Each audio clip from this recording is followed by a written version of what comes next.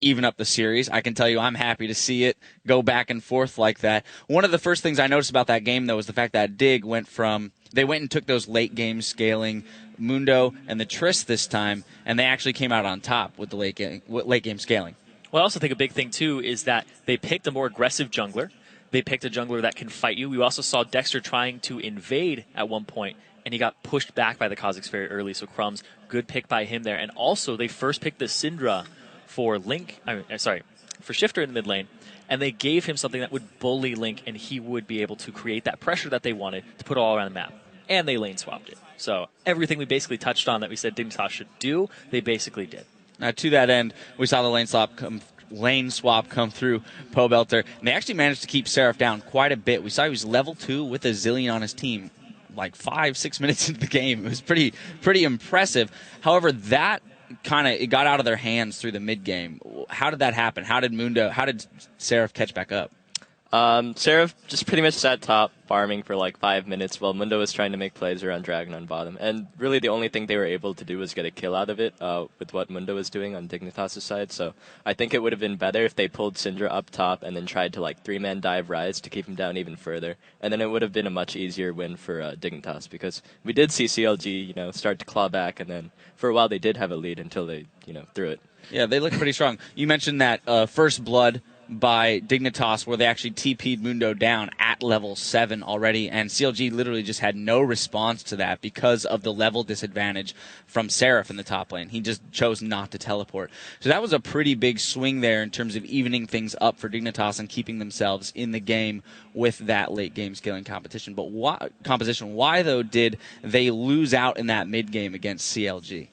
I think it was going really even in the mid game there, and then there was that sneaky Baron by CLG that caught them up and actually gave them a little bit of gold lead and temporary combat stats. And then it was just even back and forth. I really fully believe that, because they traded inhibitors mid lane and the kills were just even. And then there were just a couple throws, like you said, by CLG that really made the difference. All right, well, let's look at one of those throws. Let's go to the top lane, 36 minutes in, where we see CLG get over-aggressive. Pobelter, if you don't mind walking us through this replay. So right here, CLG is around Baron. Dignitas just tried to get some vision in, and CLG is trying to engage on them and catch them out. Rise accidentally... Okay, well, we see Nunu flash, and then he just dies.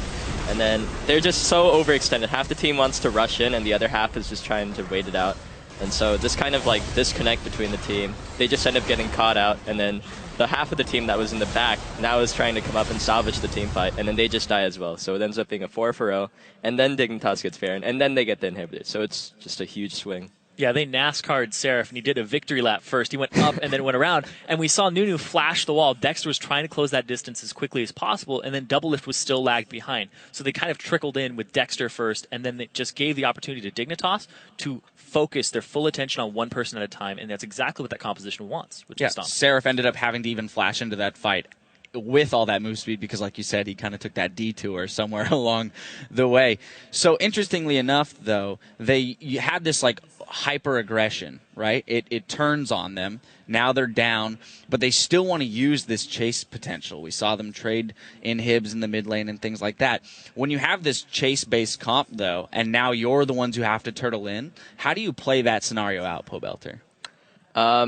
Well, the problem is that CLG's engage is really poor. Really, all they have is the Zillion speed up on Rise into someone, unless they catch someone out with Yasuo. But Yasuo was always split from the rest of the team because CLG had no knockups. I guess they decided to just let him split.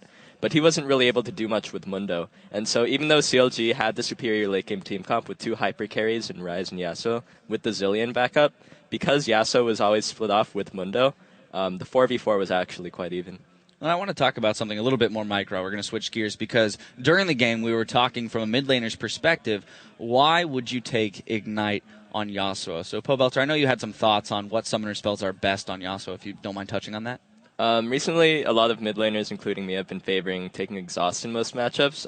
I think it's especially good versus Syndra, someone with a big burst that can be exhausted, because on Yasuo, if you can exhaust that burst and live just a few extra seconds, that damage output that you get from those extra survival time is a lot more to just trump the Ignite damage. Yeah, they also had no exhaust for Tristana in the late game, which is another thing you have to think about.